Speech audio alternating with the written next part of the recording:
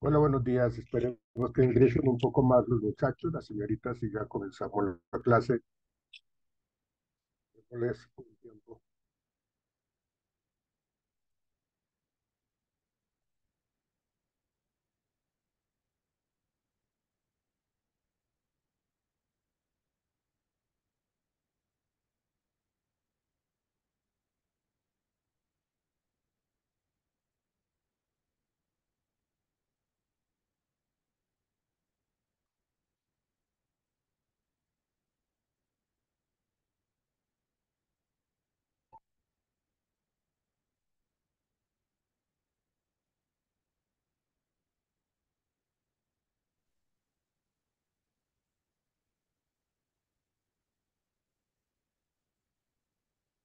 Buen día.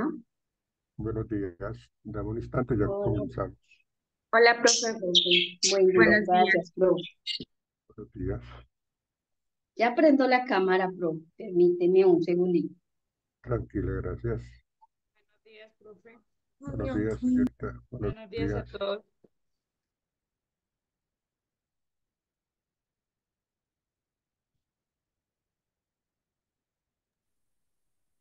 Activa la cámara control.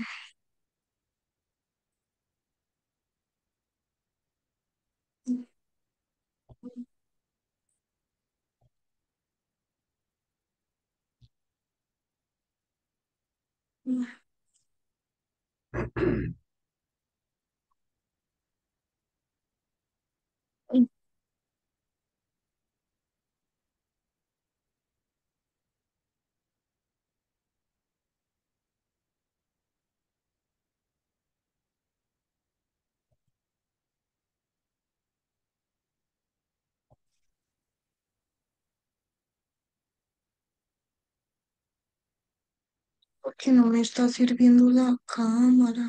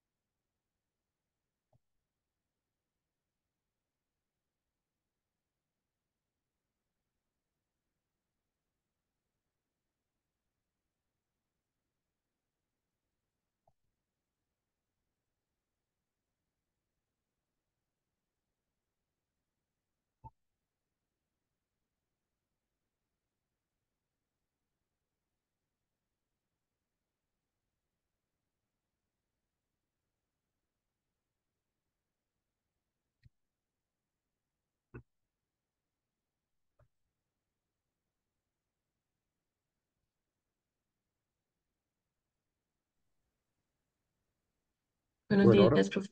ahora sí vamos a comenzar. Ya dimos un espacio de tiempo para que la gente terminara de ingresar.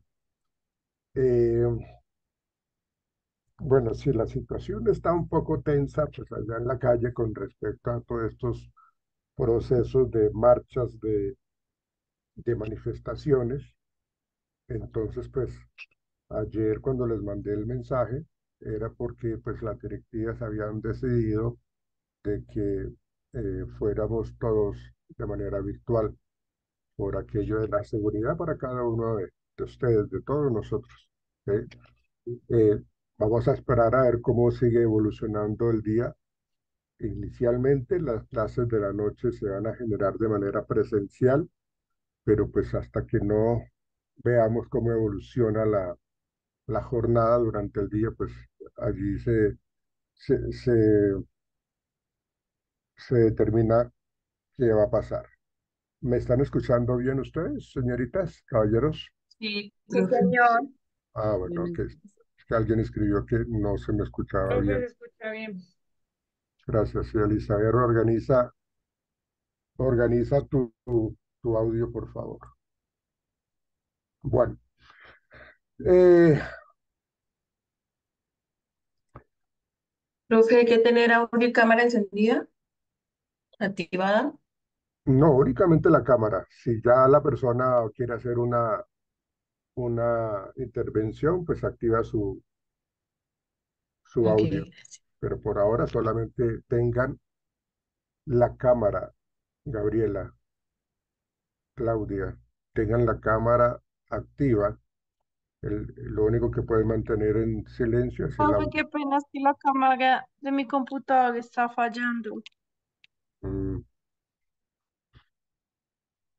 bueno, ve solucionándolo, por favor, para que no tengas ese problema en todas las clases virtuales que tengamos. Sí, señor, gracias. Bueno, en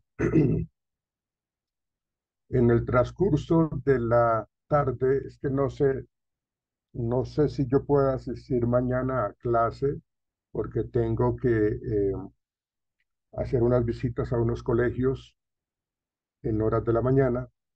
Entonces yo les confirmo a ustedes si, pues por intermedio de la señorita monitora, para saber si sí asisto o no asisto. Pero obviamente, pues vamos a tener una actividad para que no perdamos, pues para nada el tiempo.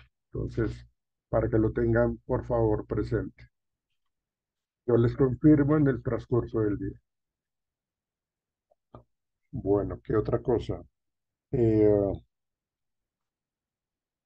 Antes de comenzar nuestra sesión de hoy, eh, como nos hemos enfocado un poco en diferentes teóricos de la psicología y que pues si ustedes se han dado cuenta, hemos hablado más que todo del psicoanálisis y de nuevos psicoanalíticos o psicoanalistas como Erickson. Curiosamente, el que vamos a trabajar en la sesión de hoy, para finalizar esa parte del psicoanálisis, vamos a hablar de un psicoanalista que les mencionaba yo ayer, que es Alfred Adler, pero curiosamente él, digamos que empieza a salirse un poco del psicoanálisis. De hecho, él tiene unas incongruencias bastante grandes con Sigmund Freud, y tanto es así que él decide retirarse de ese concepto pleno de ese psicoanálisis radical. Entonces, eso es algo muy interesante, entender cómo un psicoanalista le está dando mucha importancia a lo que es el entorno familiar, a lo que es la forma de pensar. Entonces, o sea, imagínense ustedes, eh, Freud pues no le da mucha relevancia a esa parte del proceso cognitivo, y Alfred sí lo empieza a hacer. Alfred sí empieza a manejar ese tema con respecto a lo que tiene que ver con la memoria, con lo que tiene que ver con el proceso de pensamientos, ¿no? Entonces, Adler, que es un psicólogo sueco, él tuvo de hecho una infancia bastante fuerte, eh, rodeada de mucha enfermedad que él vivió. Entonces, esa situación, en el momento que él empezó a generar un poco la,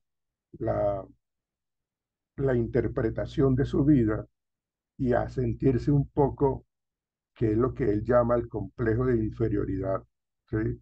Entonces, él empezó a hablar de una manera muy importante con respecto a la psicología individual.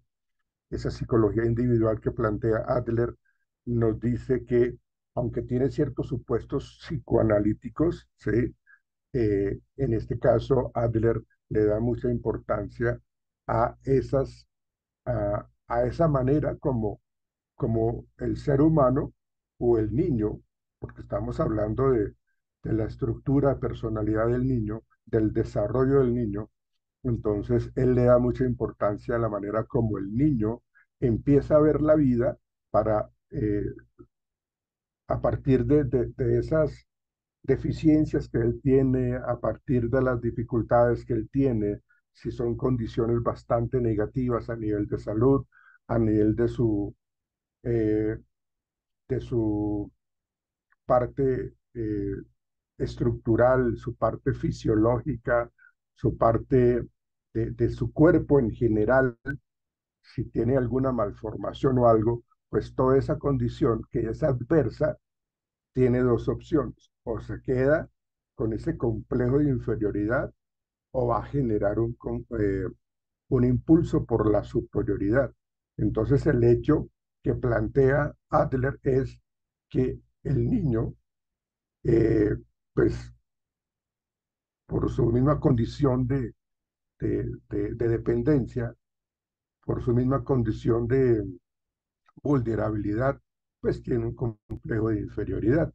Y mucho más si tiene alguna situación cognitiva, si tiene alguna condición física que lo lleve a precisamente a sentirse mucho peor, a sentirse mucho más mal.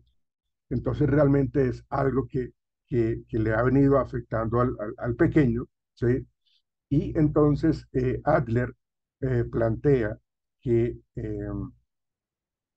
de que el niño siempre busca o quiere buscar unos caminos para poder salir adelante. Por eso él habla de la psicología individual. Por eso habla de que las cosas que hace el niño es precisamente para poder valerse por sí mismo. Y eso le genera, pues, a veces muchas neurosis, a veces le genera mucho malestar, pero esas neurosis, las llama o les da un concepto eh, que él llamó el afán del poder, ese afán de poder, ¿sí? ¿Qué quiere decir ese afán de poder? Es precisamente buscar la seguridad por encima de cualquier cosa. Entonces, ese afán de poder lo que hace establecer en Adler es de que el niño en esta condición quiere, pues, a todo, eh, conseguir todo lo que él quiera, inclusive lo lleva a precisamente a ser un poco egoísta, ¿sí? Y eso es lo que se asocia a ese afán de poder, lo asocia o lo conduce a una neurosis, ¿sí? ¿Por qué? Pues porque el niño se siente con cierta minusvalía, ¿sí? Eh, o si de pronto también tiene ese efecto orgánico, pues el niño también se va a sentir muy mal. Entonces, se contrarresta ese sentimiento de inferioridad, ese complejo de inferioridad, y lo va a compensar con ese afán de poder. Y ese afán de poder es lo que yo les digo que lo lleva a una posible neurosis, ¿sí? Y si esa neurosis, pues, no es bien manejada, pues la condición del niño va a ser mucho más compleja y complicada más adelante. Entonces, esos postulados, ¿sí? que plantea Alfred Adler en su psicología individual, habla precisamente que la neurosis se desencadena a raíz de un sentimiento de inferioridad del niño, ¿sí? Entonces, el niño, la personita, no se va a quedar eh, en esa condición, ¿sí? Entonces, de alguna manera busca el afán de ser reconocido, de tener notoriedad, ¿sí? Para ser, pues, obviamente sobrecompensado, ¿sí? Eso hace parte de esa psicología individual, en donde la persona lo que hace o el niño lo que hace es buscar cómo sobresalir. Entonces, hay unos principios bastante interesantes que menciona Adler y que se mete un poco en la manera como el niño está interpretando el mundo que lo rodea. Entonces, fíjense que una de las grandes diferencias con Freud es de que Freud veía únicamente la parte introspectiva y la parte del inconsciente, pero no más. Adler empezó a hablar de unos aspectos importantes en el medio ambiente familiar del niño. Entonces, ahí hay una condición muy interesante porque ya le da mucha relevancia a la familia. De hecho, uno de los temas más importantes de Adler es la constelación familiar. ¿Cómo está estructurada la familia? ¿Sí? Si nosotros sabemos de que hay ciertos principios fundamentales de la obra de Adler, pues estamos hablando de que uno de esos principios está la familia, ¿sí? Entonces, digamos que el niño nace con ese complejo de inferioridad, se siente incompleto y esto le impulsa como a querer superarse, ¿sí? Pero influye mucho la familia, influye mucho el contexto en donde el niño está, ¿sí? El niño aprende cuando logra analizarse y querer superar su propia limitación, el niño logra desarrollar una superioridad. Y eso hace, como cualquier otro ser humano o como cualquier otro ser vivo, comportarse de una manera en cierta forma agresiva, ¿sí? Pero ¿cuál es la idea de esta superioridad? El niño busca, en últimas, con esa conducta agresiva, poder sobrevivir. Entonces, él necesita sobrevivir y ahí vuelve a ser muy importante la familia, el rol de la familia, la constelación de esa familia, ¿sí? Entonces, cuando tenemos una familia bien particular, bien controladora, o tenemos una familia muy, muy sumisa, muy complaciente, genera en los niños, todo esto que les estoy mencionando ocurre en toda la etapa de la infancia. Aquí no hay una gran diferenciación entre lo que decía Erickson, como de tal rango de edad a tanta edad, o lo que decía también Freud, ¿sí? No. El estilo de vida que plantea Adler en la vida del niño es precisamente durante toda su infancia. Entonces eso genera varios estilos de vida que le permite al niño, al ser humano, tratar de dirigir su conducta por sí mismo. Y hay cuatro estilos de vida importantes que nos plantea Adler, ¿sí? Entonces él dice que nosotros tenemos cuatro tipologías, de las cuales tres no son saludables. No pueden permitirnos construir una vida feliz. No nos permiten esos tres estilos de vida patológicos, no nos permiten tener una vida significativa, no nos permiten vivir en armonía. Pues debe ser porque es un estilo de vida supremamente negativo, ¿sí? Y esos estilos de vida están muy vinculados a nuestra personalidad, pero esa personalidad vuelve a estar relacionada con la constelación familiar, ¿sí? Entonces aquí volvemos a tocar el tema de los padres, de cómo nos educaron, y fíjense que los psicoanalistas freudianos no mencionan la constelación familiar de una manera profunda. ese modo en que nos educaron, la relación que tuvimos con nuestros padres, con nuestros adultos mayores, que en últimas fueron nuestras figuras de apego, ¿sí? Y un apego malsano o un apego adecuado, ¿sí? El apego, pues, en cierta manera es necesario, pero cuando raya ya con algo inadecuado, pues entonces se configura un apego, pues, totalmente nocivo. Esto de la figura de apego, que hace parte de ese vínculo familiar, de nuestras figuras familiares, ¿sí? Nos, nos da la forma en que estamos sintiendo, nos dice cómo nos estamos relacionando y nos muestra un proceso de realidad. Yo tengo la realidad de que mi familia es funcional. Si mi familia es funcional, entonces esa manera como me están educando para mí es favorable. Pero si yo tengo mi proceso de realidad en donde mi familia es disfuncional, pues esa es la realidad. ¿Qué podemos hacer? Yo podría entonces revelarme, de hecho eso es lo que plantea Adler en su psicología individual, yo podría realmente revelarme y bueno, irme de la casa, ¿sí? Pero estamos hablando de que los niños pues hasta ahora están en unos primeros años de vida y que necesitan de todos modos la protección de los demás. Pero cuando ya de pronto tienen un poco más de madurez en esa infancia, entonces es tanto el dolor que ellos viven todos los días, es tanta la angustia que ellos viven todos los días, que simplemente ya no aguantan ese estilo de vida y terminan, pues, como les digo, rebelándose, inclusive yéndose de la casa, ¿sí? Entonces, en esos estilos de vida saludable o no, eh, derivarán en comportamientos buenos o malos, comportamientos problemáticos, ¿sí? Entonces, realmente, esta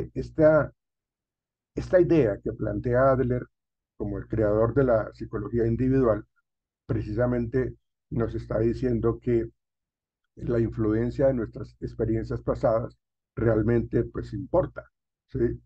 Entonces, lo cierto es que estamos más influenciados por esas experiencias negativas y a la manera, por eso es que yo comencé diciendo, perdónenme un instante, por favor.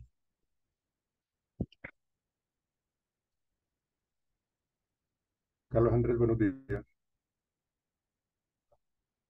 Bien, ahorita en clase, Carlos Andrés, pasa ahorita por la oficina de su merced.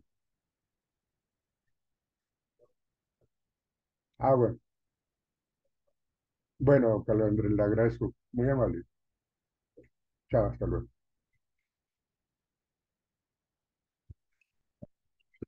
Espera, muchachos. Entonces, bueno, les decía, lo cierto es que nosotros estamos también influenciados por la familia, pero también estamos influenciados por la manera como nosotros estamos interpretando nuestra realidad, ¿sí? Y como interpretamos nuestra realidad, si la estamos interpretando negativamente, se incrementa ese complejo de inferioridad. O sea, voy a ser una persona problemática, voy a ser una persona que no creo en mí mismo, voy a ser una persona que no se relaciona fácilmente. ¿Por qué? Porque estoy interpretando mi propia realidad y mi realidad no es sana con mi familia, pues entonces ahí estoy desencadenando precisamente esa situación de sentirme menos que los demás. Digamos que el complejo de inferioridad que nos plantea Adler es interesante en el sentido de que nos impulsa a no quedarnos ahí. Por eso les digo, si existe un complejo de inferioridad, también hay una lucha por la superioridad. O sea, no nos queremos, creo que todos pensaríamos igual, que no nos queremos quedar como no servimos para nada. Soy un cero a la izquierda. Si nosotros nos volvemos así y esa es nuestra interpretación permanente en nuestra realidad, pues imagínense ustedes cómo sería nuestra vida. Sería una vida supremamente negativa. ¿sí? Entonces, realmente la competencia que tiene el ser humano, el niño en este caso, es conmigo mismo, ¿sí? A veces, eh, digamos, los hermanos que han tenido pues, los mismos padres, actúan y construyen un tipo de existencia tan diferente el uno como el otro, ¿sí? ¿Por qué se da eso si estamos hablando de los mismos padres? Porque es que nosotros tenemos diferencias individuales. Nuestro estilo de vida es una fuerza creativa, que es un otro concepto importante que plantea Adler. Ese es otro postulado importante de Adler, la fuerza creativa, ¿sí? Entonces, esa fuerza creativa me permite sacudirme y sacar adelante mi vida. Y estamos hablando que estoy con mis mismos padres y con mi hermano, pero a diferencia de mi hermano, él sí se quiere quedar así como que está en una zona de confort impresionante. Pero mi fuerza creativa es la que me permite a nosotros o me permite a mí superar nuestras carencias. ¿Cómo voy a hacer? Y digámoslo aquí hay algo muy interesante y es de que nosotros, gracias a Dios, tenemos unas, unas características físicas, el cuerpo totalmente completo, ¿sí? Tenemos nuestra memoria, tenemos nuestros procesos cognitivos adecuados, ¿sí? Entonces, nosotros podemos sacar adelante muchas cosas. Las personas que nacen con una malformación física o que tienen alguna limitación física, tienen que desarrollar de una manera más creativa o incrementar esa fuerza creativa para poder sentirse por ellos mismos valorados, ni siquiera es por los demás.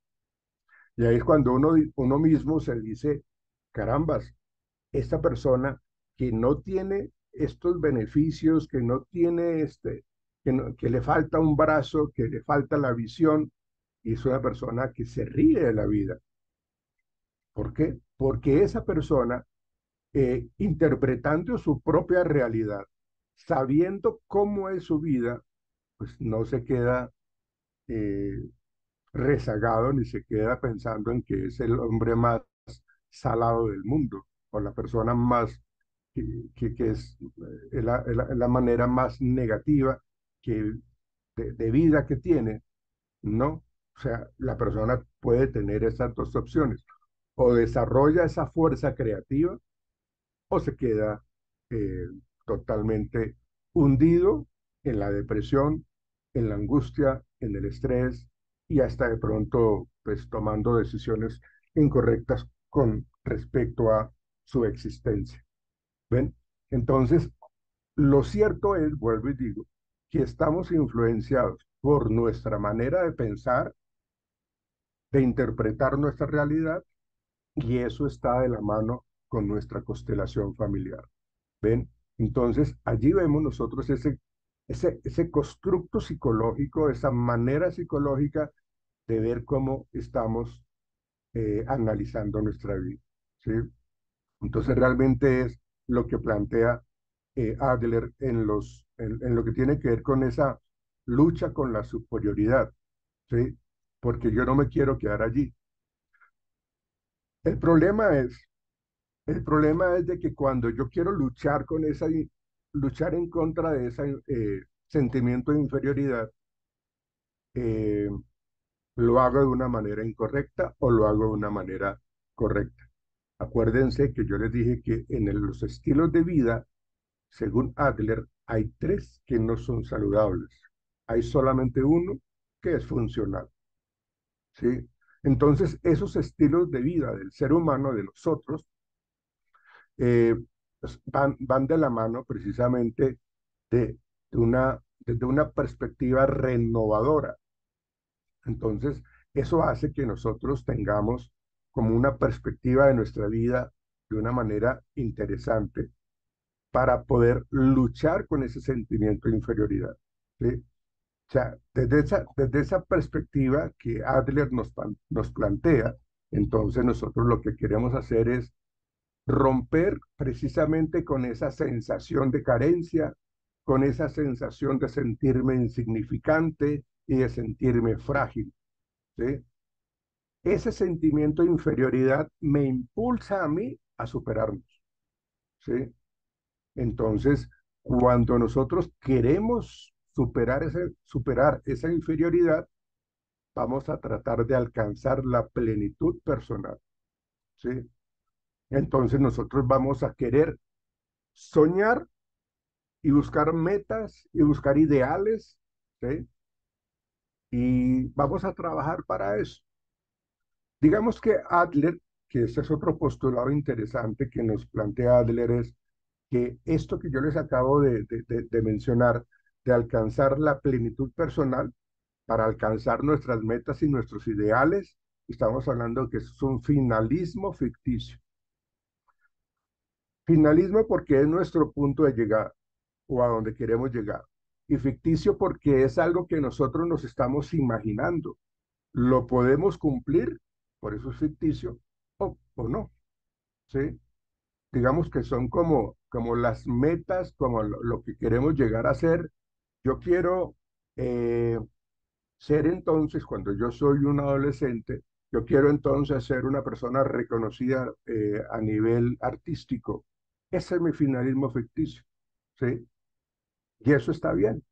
O sea, el hecho que tengamos ese finalismo ficticio, en últimas, nos impulsa también a alcanzar esa superioridad, para dejar de lado la carencia, la fragilidad y esa condición de insignificancia que nos estamos identificando.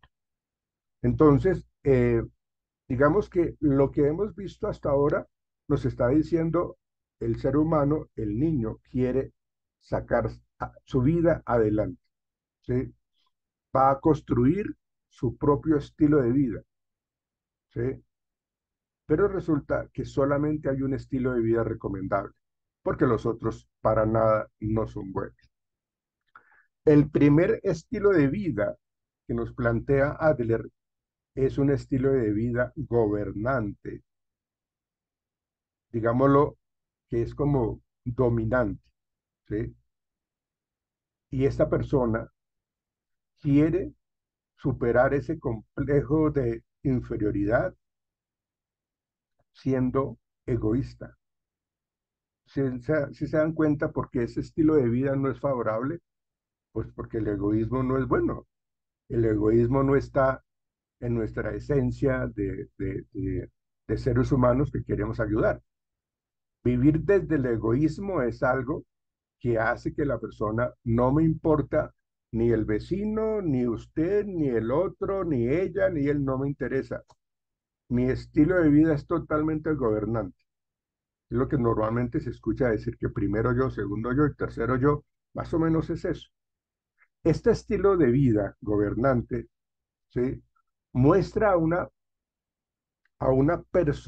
persona agresiva, una persona egoísta y, como les decía, dominante, ¿sí?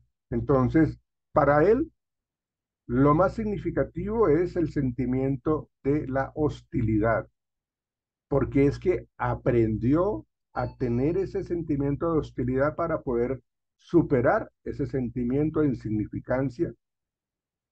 No, porque yo no quiero tener más esa forma de vida, ¿sí? Entonces lo que yo voy a hacer es precisamente eh, actuar con hostilidad y eso hace parte de ese egoísmo, ¿sí? Entonces, pues para nada es bueno eh, encontrarse una persona que tenga ese estilo de vida gobernante. Para nada es bueno, ¿sí?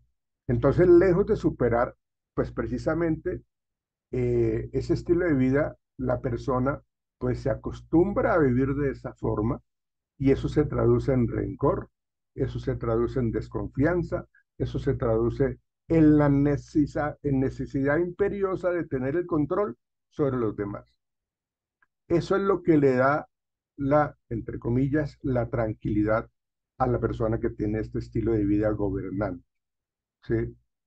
No puede tener otra cosa más, pues porque Para él es exclusivo la hostilidad, para él lo que quiere es superar ese sentimiento de inferioridad, no lo quiere vivir más.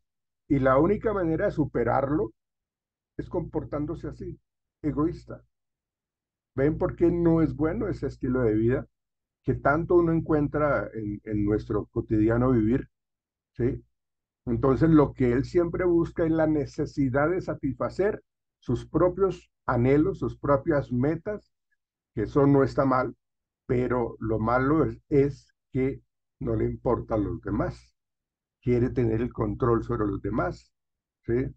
Quiere satisfacerse a sí mismo porque es la única manera que le brinda tranquilidad. ¿Ven? Entonces, la persona que no está interesada en el prójimo, en los demás, desarrolla este estilo de vida.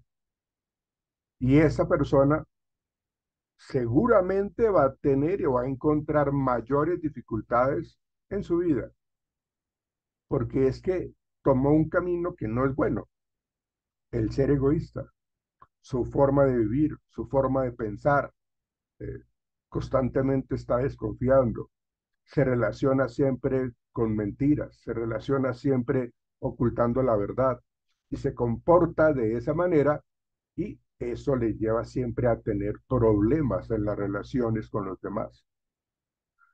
Esa patología que puede estar generando este estilo de vida gobernante, egoísta, ¿sí? Pues es un estilo de vida narcisista, es un estilo de vida agresivo, que en últimas eso se convierte en algo patológico. Como les digo, todo niño y adolescente quiere sacar adelante su vida porque quiere romper ese yugo del menosprecio de sí mismo y de querer salir de esa burbuja negativa. Eso está bien que lo haga, pero eligió un estilo de vida gobernante, un estilo de vida dominante y que no le importa a los demás. Entonces, ha querido sacar adelante ese su finalismo ficticio. Eso tiene que ver también con la manera como quiere superar esa inferioridad, ¿sí? Pero decidió hacerlo de una manera negativa, ¿sí? Ahora, otro estilo de vida, de los cuatro estilos de vida que nos plantea eh, Adler, estábamos hablando de un estilo de vida receptor, ¿sí? Eh, si el anterior era el gobernante, este es un estilo de vida receptor, ¿sí? Entonces, esa persona también tiene una condición negativa. O sea, dentro de los cuatro estilos, tres no son buenos. Ese sería otro de esos tres. Porque el estilo de vida receptor quiere decir de que voy a vivir dentro de mis falencias, dentro de mis carencias. Yo existo y si esa es mi vida, pues la acepto. Y me considero una persona que, según Adler, tiene un perfil receptor. ¿En qué consiste esto? Pues precisamente estos personajes eh, manejan toda su existencia y todo su comportamiento en una sola dirección y es que nosotros vamos a vivir de lo que de lo que hacen los demás por mí, es decir, de obtener refuerzos de los demás. Entonces son las personas que están acostumbradas a estirar la mano y a que les den limosna, a que todo se lo den. Por eso se llama un estilo de vida receptor. Su existencia y su comportamiento está en la dirección de siempre obtener la ayuda de los demás. O sea, no se preocupan por luchar para poder conseguir algo positivo para ellos, por sus propios méritos. No lo hacen, para nada lo hacen. Esta persona receptora ah, no ha superado el sentimiento de inferioridad. De hecho, creo que el, en comparación con el estilo de vida gobernante, este estilo de vida, pues menos le va a ayudar a superar ese sentimiento de inferioridad. Acuérdense de que la interpretación que yo hago va a ser de que yo me comporte bien, regular o mal. Entonces, si yo tengo un sentimiento de inferioridad y como que me, me siento a vivir ese sentimiento de inferioridad y que pues yo no soy capaz de sacar adelante mi vida, pues entonces todos mis pensamientos están ligados a eso. No sirvo, no puedo, no lo hago, no sé cómo hacerlo, ni para qué lo intento, ¿sí? Eso hace que estas personas vivan en una dependencia absoluta, pero como si fuera poco, y algo también negativo, muy negativo es que esa dependencia también lo lleva a tener una sumisión absoluta. Mejor dicho, esa persona está a expensas de lo que decidan los demás, de lo que quieran los demás. Esa es la sumisión absoluta, esa es la dependencia absoluta de este estilo de vida receptor. Vuelvo y digo, es una decisión de cada persona de cómo quiere afrontar y superar ese sentimiento de inferioridad, porque es lo que les está planteando. El sentimiento de inferioridad existe para todos nosotros y es como un propósito de vida superar ese sentimiento de inferioridad. O sea, hagámosle, metámosles, perdónenme la expresión, metámosle berraquera a la vida, luchemos y sacamos adelante. O sea, por eso les digo, el sentimiento de inferioridad nos impulsa a sacar adelante mi vida. Pero cuando la persona tiene un estilo de vida receptor, para él es la ley del menor esfuerzo. La ley de que todos los demás tienen que ayudarme y yo me acostumbro. Entonces, esto lo vemos cotidianamente en ese estilo de vida receptor, o también se le llama ese estilo de vida obtenedor, porque uno encuentra a personas que son en la calle, uno encuentra personas que están muy bien, que tienen todos sus cinco sentidos, que tienen todas sus extremidades superiores e inferiores, y estiran la mano para que reciban limosna. ¿Sí? Se acostumbraron a eso. Y ese es su estilo de vida. Ese estilo de vida es el que lo lleva precisamente a tener esa condición negativa. ¿Sí? Y eso, ese sentimiento de inferioridad deriva entonces en la dependencia y en la sumisión absoluta. Entonces, vivir desde la carencia es tener un concepto, perdón, un autoconcepto negativo.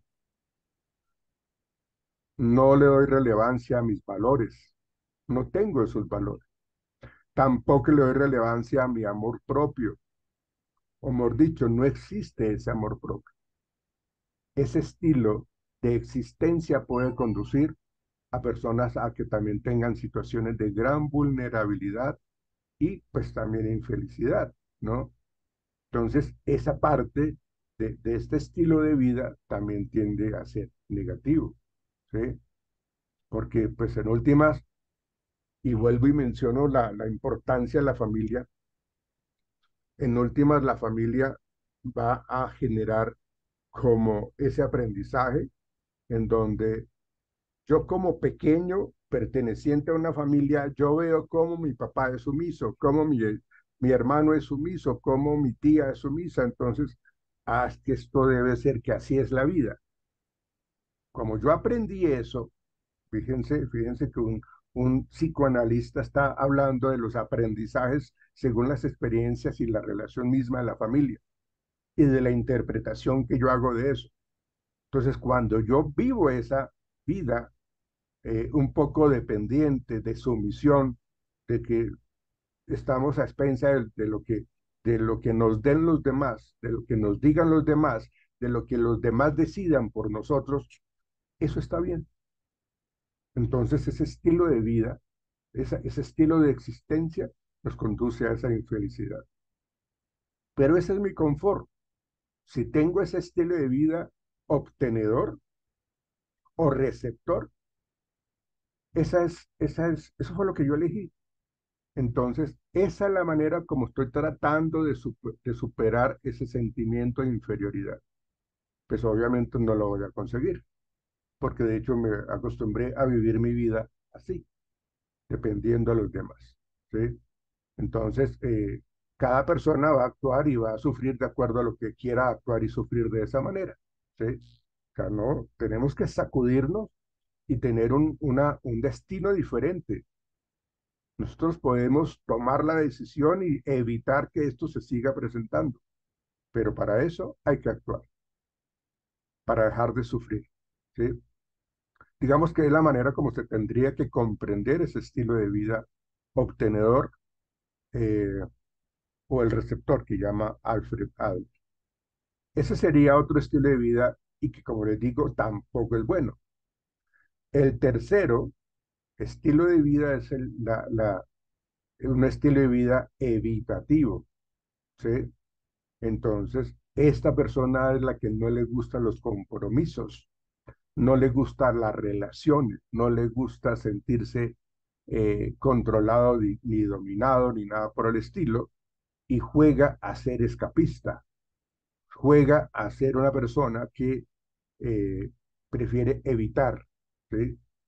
Entonces, esta persona o este estilo de vida evitativo es la persona que escapa de toda responsabilidad. Es una persona fresca que no le importa que las cosas vayan mal, ese no es asunto mío, yo no me meto en esa vaina, perdóneme la expresión, esa no es mi responsabilidad. Entonces, allí lo que se hace es que la persona tiene esa condición de eludir los problemas. Cuando una persona, cuando el pequeño va creciendo con ese estilo de vida evitativo, eludiendo siempre las responsabilidades, no asumiendo los problemas, no haciéndole frente a las situaciones, pues también va a tener muchísima dificultad para mantener cualquier relación interpersonal. De hecho, son incapaces de mantener cualquier relación, ¿sí? Y eso los lleva a comportarse de una manera infantil, ¿sí? Porque buscan una vida fácil, buscan una gratificación inmediata, buscan siempre alimentarse. Para estas personas todo es un juego. O sea, son tan inmaduros emocionalmente y cognitivamente que actúan como niños. Por eso se dice que son individuos infantiles que se alimentan de lo lúdico, porque todo lo ven en broma, ¿sí? O sea, ¿qué es lo que uno busca en una relación de pareja? La mujer y el hombre, para construir una vida en pareja, la mujer y el hombre buscan seguridad, ¿sí? Sí. Yo busco una persona que me brinde a mí apoyo en alcanzar mis metas. Entonces, tú y yo, mi esposa y yo, lo que hacemos es sacar adelante eso. Pero no es de que entonces, bueno, listo, la primera impresión es muy bonita y tenemos esa relación bonita, ¿sí? Pero cuando ya se habla de colocar los pies en el suelo, pues ya no, oiga, pero hagamos algo con nuestra vida. Miremos a ver cuál es nuestro futuro. Ah, sí, sí, después. Ah, sí, después. Para esa persona, prefiere estar mejor como en las nubes que tomar realmente el control de la realidad. Entonces, cuando eso se presenta, cuando esa situación se presenta, pues todo el mundo le huye. Podemos vivir una relación de noviazgo como los primeros 3, 4, 5, 6 meses, pero cuando yo veo que ya tenemos que ir pensando en un futuro mucho más alentador, un futuro más motivador, me doy cuenta que esta persona siempre evita, escapa de la realidad, escapa, ¿ven? Entonces, este estilo de vida resulta, como ustedes se lo pueden imaginar, este estilo de vida resulta caótico en lo social, en lo laboral, en lo personal, porque no son capaces. Ellos eligieron tratar de superar ese complejo de inferioridad, esa lucha por la superioridad, ¿sí? Lo están viendo desde una manera negativa también al elegir este estilo de vida evitativo. No asumen, o sea, mejor me quedo aquí. Yo veo las cosas desde el otro lado del ruedo, en lo social, en lo laboral, en lo personal. Son inestables, son poco reflexivos, ¿sí? A veces actúan de momento por el mismo impulso que puedan llegar a tener, ¿sí? Entonces, si nosotros hablamos del finalismo ficticio, o si nosotros hablamos de esa condición de realidad que yo les había mencionado, ¿sí? Entonces, eso hace que la persona, cuando tenemos un finalismo ficticio válido, lo luchamos por eso. Pero cuando empezamos a vivir nuestra vida de una manera muy monótona, pues entonces no hay una fuerza creativa.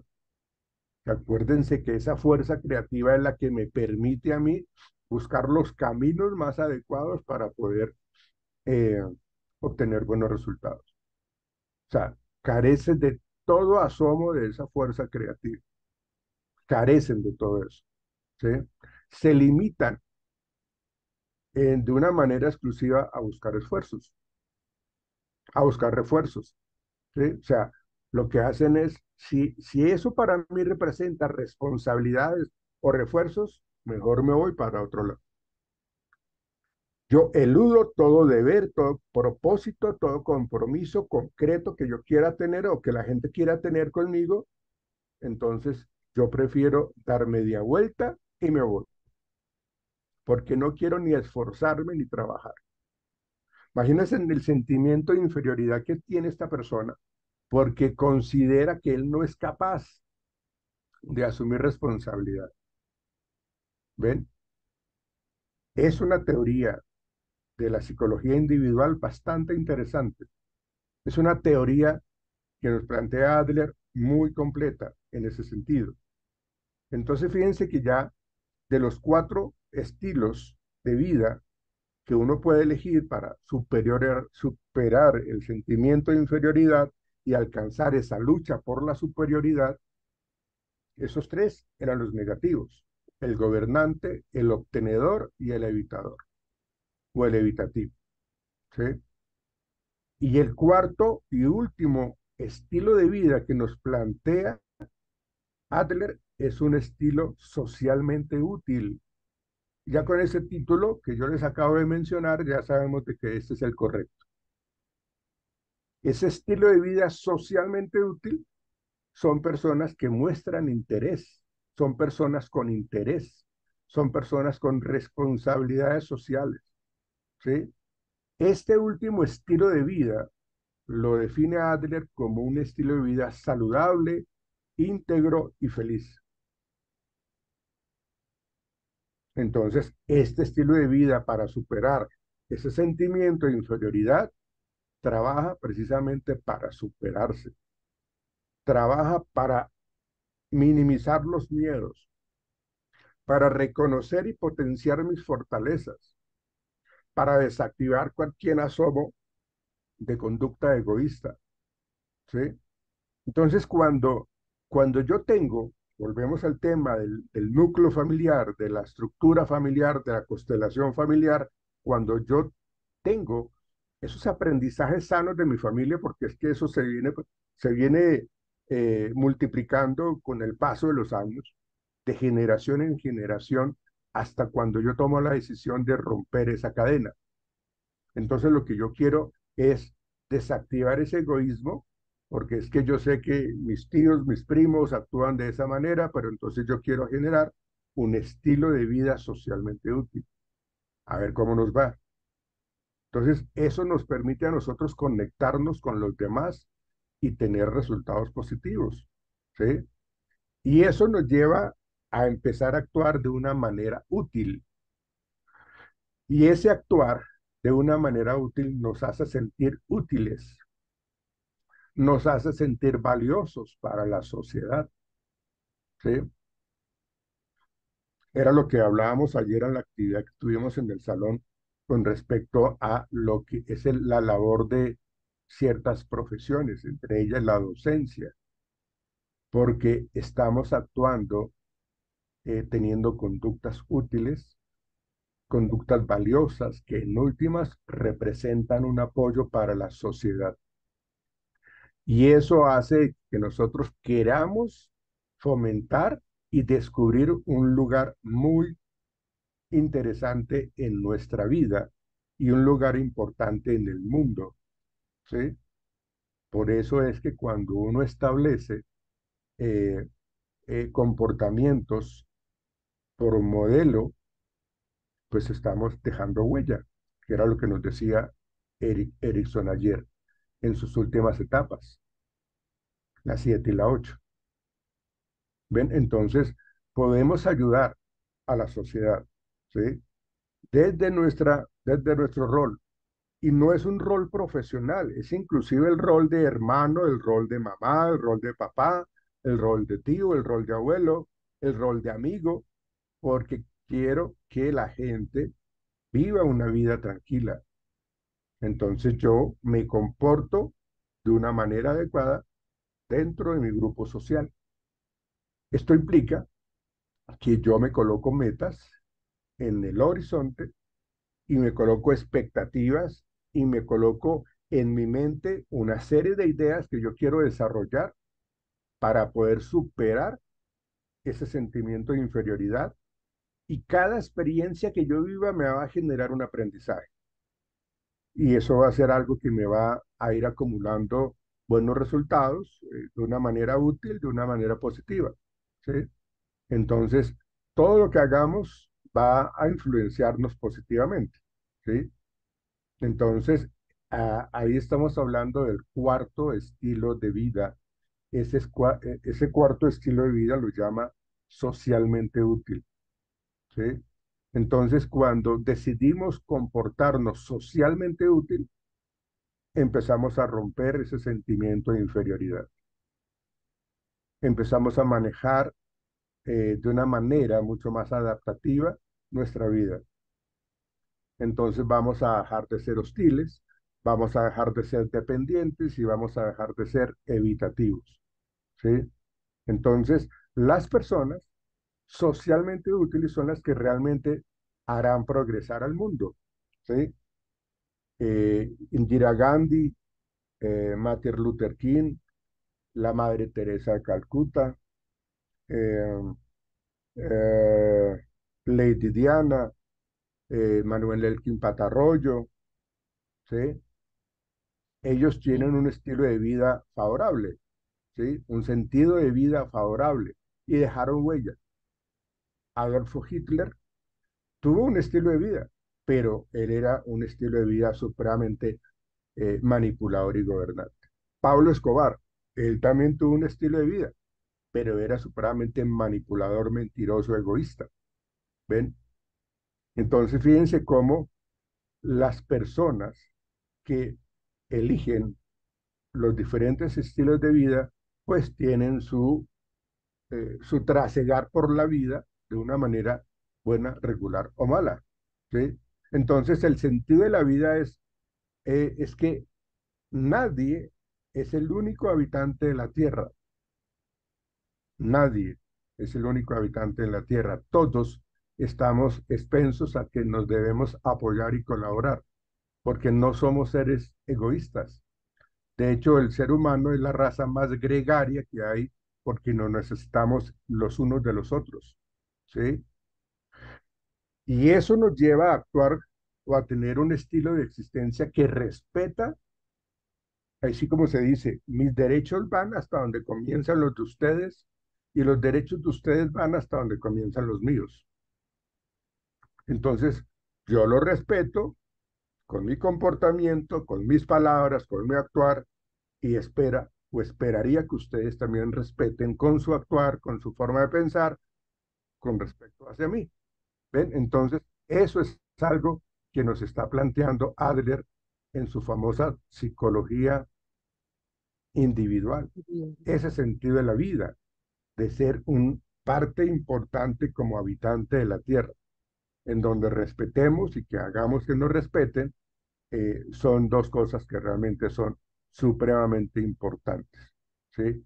Entonces, en nuestra vida, eh, en nuestros aspectos de la familia, estamos hablando de que estamos queriendo superar, romper esa inferioridad, alcanzar la superioridad utilizando el cuarto estilo de vida, el tener ese instinto creador, ¿sí? Ese finalismo ficticio, y eso nos lleva entonces a entender un poco que la teoría adleriana tiene mucho componente social, ¿sí? Hay un interés social. El hombre considera su existencia como algo importante no para él, sino para toda la sociedad. ¿Ves? Entonces, ahí es algo supremamente necesario el tema de lo que habla Adler en su constelación familiar. Y luego, en ese estilo o en esos diferentes estilos que nos plantea Adler, nos está diciendo la importancia de la familia, el orden de nacimiento de los hijos, de los hermanos, que nos plantea Adler, que era lo que habíamos hablado en días pasados. Entonces, ahí ese orden de nacimiento, según Adler, también marca muchísimo nuestra personalidad.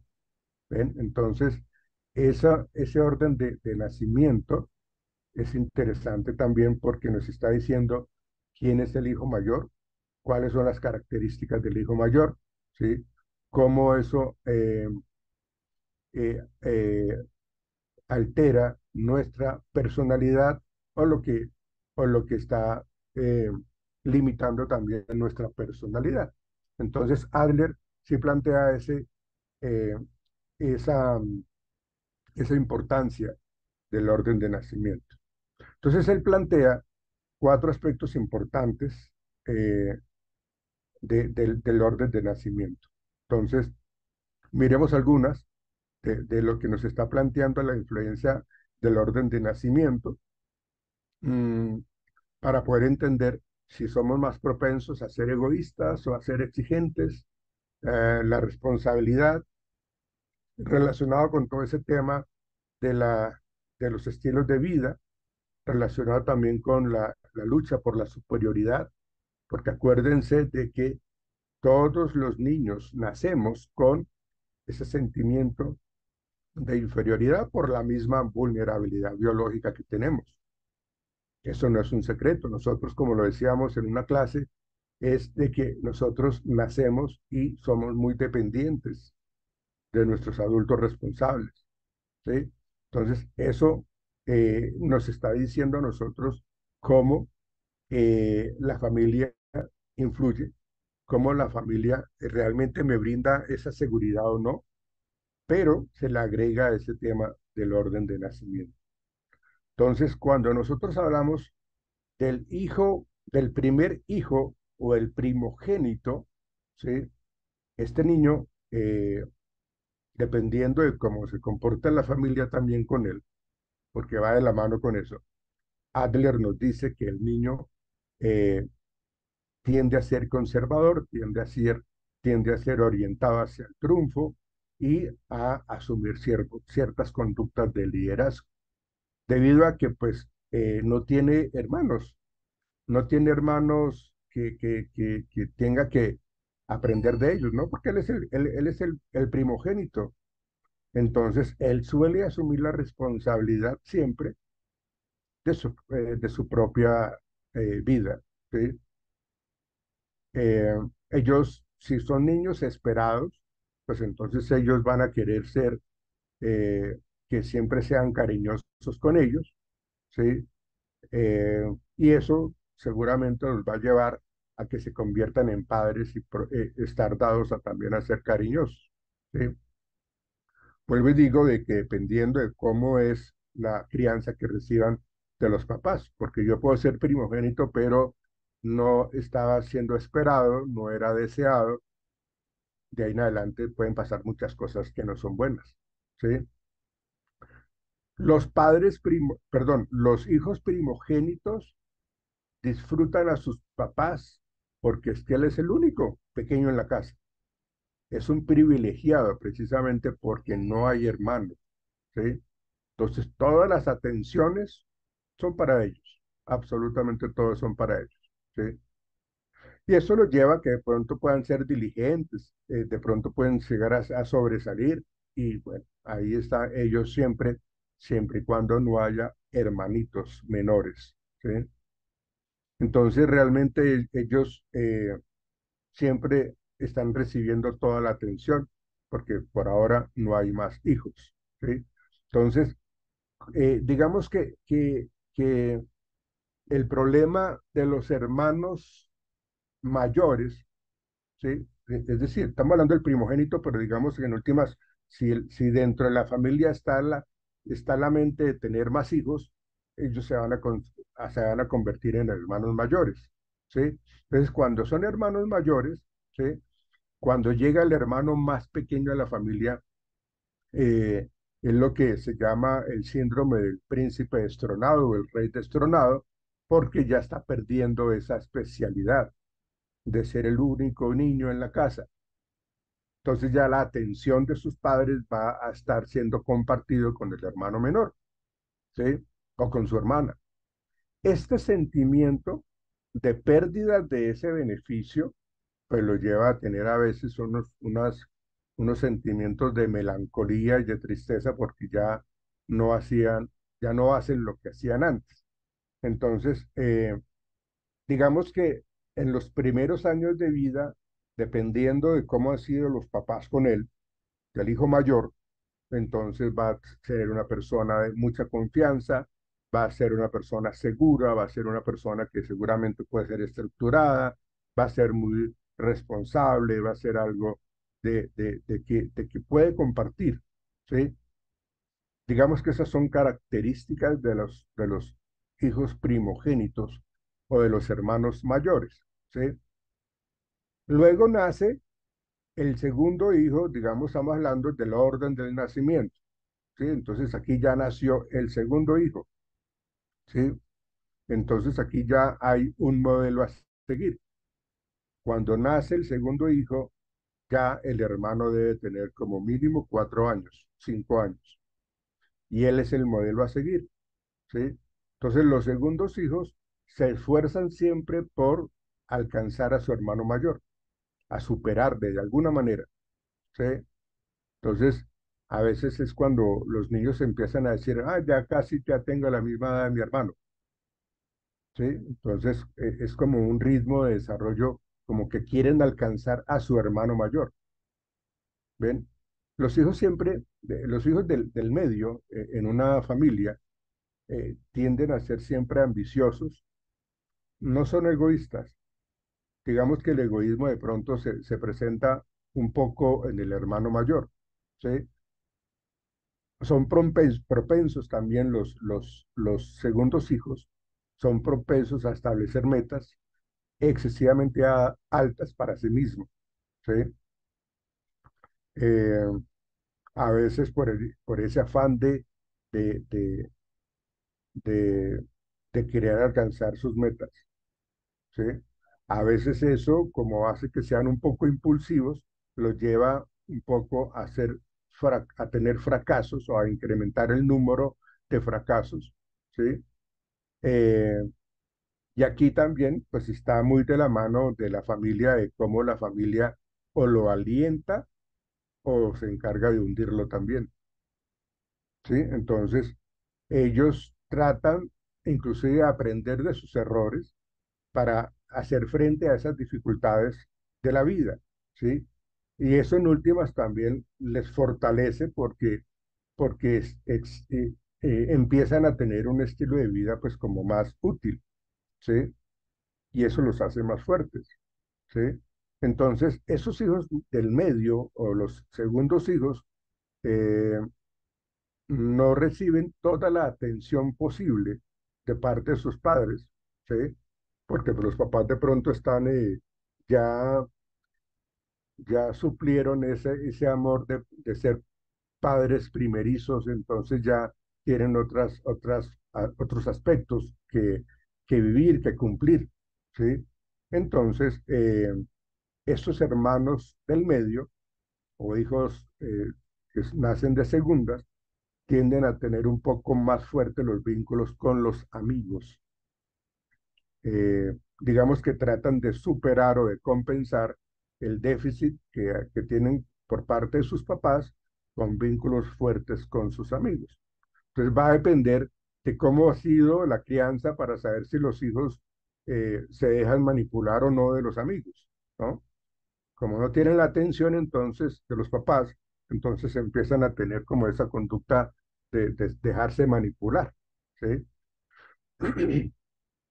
Porque ellos tienden en esa etapa de los hijos medianos o segundos, se tienden a caracterizar por ser o por tener un círculo de amigos muy fiel y muy cercano, ¿sí? De hecho, digamos que colocan esos vínculos de amistad como si fueran la familia, se sienten como si fuera parte de su propia familia, ¿sí? Ellos intentan siempre captar la atención que no obtienen de la familia por parte de los amigos cercanos, ¿sí? Entonces, estos hermanos, cuando no tienen claro realmente el concepto de amistad, ¿sí? A veces pueden convertirse en personas muy complacientes porque no quieren perder los amigos, no quiere que sea rechazado por parte de los amigos. Ya me están rechazando o ya me venían rechazando mis padres, no quiero que me rechacen mis amigos, porque ellos depositan toda la confianza y la fidelidad en los amigos. Entonces, cuando un amigo nos falta, comete un error, eso va a ser doloroso para los segundos hijos. Por eso tienden a ser un poco más complacientes, ¿sí? Se tornan también algo rebeldes, porque los amigos a veces le dan esas malas recomendaciones. Ellos se nutren de sus amigos, ¿sí? Tienen ese gran círculo social que es como el bastón de apoyo de ellos, ¿sí? Son muy cooperativos porque eso le brinda esa amistad, ¿sí? Y tienden a ser comprensivos. A veces no respetan los límites porque los límites lo colocan los amigos, ¿ven? Entonces estamos hablando del hijo único, del primogénito, del segundo y del hijo menor que nos plantea Adler. El más pequeño es el que recibe toda la atención de los papás como de los hermanos, ¿sí? De hecho, el hermano del medio es el que va a sentir un poco de celos, porque los papás desbocan nuevamente, desbocan toda su atención en el hijo menor. El hermano mayor va a preferir al hermano menor. Entonces el hermano del medio va a sentir también un poco de celos por eso. Y digamos que la relación a veces se torna un poco difícil por eso entre el hermano mayor y el hermano del medio. Porque todo el mundo va a querer salvar al hijo menor. Que qué pecado, que pobrecito, que no lo moleste. Y en últimas, el hermano menor también se aprovecha de eso, ¿sí? ¿Por qué? Pues porque el niño más pequeño recibe mucho el cuidado y la atención de los papás y el hermano mayor. ¿Ven? Y por eso a veces eso se aprovechan ellos y terminan siendo supremamente mimados, ¿sí? Y ellos quieren, los que son los hijos menores suelen estar muy motivados a superar a sus hermanos mayores, ¿sí? Porque es el modelo de comportamiento que tienen ellos, ¿sí? Ellos pueden lograr el éxito y ganan reconocimiento siempre en el campo eligen, pues porque tienen muchas personas que los orientan, ¿sí? Entonces ellos, que yo quiero ser deportista, que yo quiero ser atleta, que yo quiero ser futbolista. Los papás, el hermano mayor, lo van a apoyar, ¿sí? Que quiero ser músico, los vamos a apoyar, ¿sí? Entonces ellos desarrollan más talento, los niños pequeños, los menores, ¿sí? y pues como han recibido mucha atención, como reciben mucho reconocimiento de los padres y hermanos mayores, tienden a ser un poco más sociables, ¿sí? Pero como son complacientes los papás y los hermanos mayores, a veces, digamos, las cosas negativas es de que los llevan a ser un poco más irresponsables, ¿sí? Porque todo me lo permiten, todo se lo admiten, ¿ven? Entonces, los más pequeños tienden a ser un poco más libres de espíritu, tienden a tener una actitud mucho más de relajarse, ¿sí? Porque pues en última los padres se lo han permitido. En cambio, al hermano mayor, pues lo tenían como muy controlado, al hermano, al segundo, pues aún todavía más, ¿sí? Entonces, digamos que los papás al tener ya varios hijos, ya los padres tienen mucha experiencia y confianza en su rol de papás. Entonces ya saben qué errores no van a cometer nuevamente y qué es lo que sí van a hacer. Entonces tienden a ser un poco menos exigentes con los hijos menores, y se muestran un poco relajados. De hecho, se muestran relajados porque a veces le delegan responsabilidades a los hermanos mayores, ¿sí?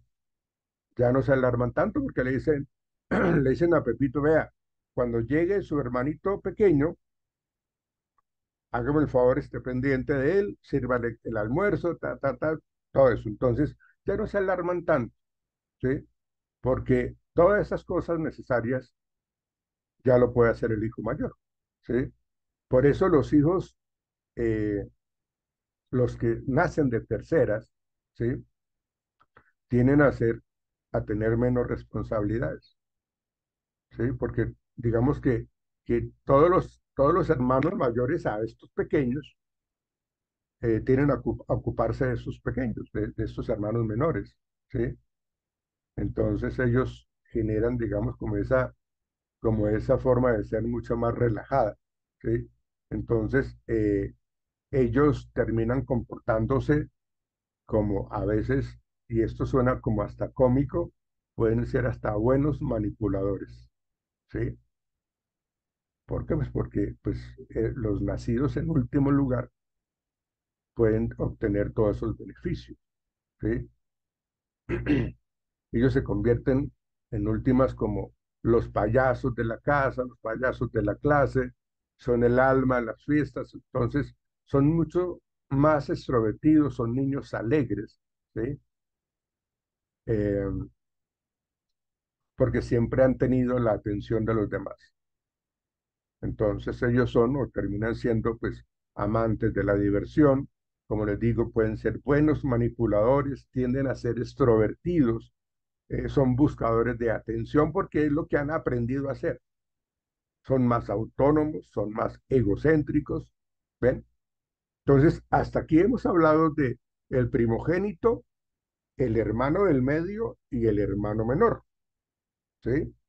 Es decir, cuando la constelación familiar está conformada papá, mamá y ellos tres o cuatro, ¿sí? Estamos hablando puede ser el mayor, el de la mitad, un tercer hijo, un cuarto hijo, un quinto hijo y el menor, ¿sí? Esa es la constelación familiar.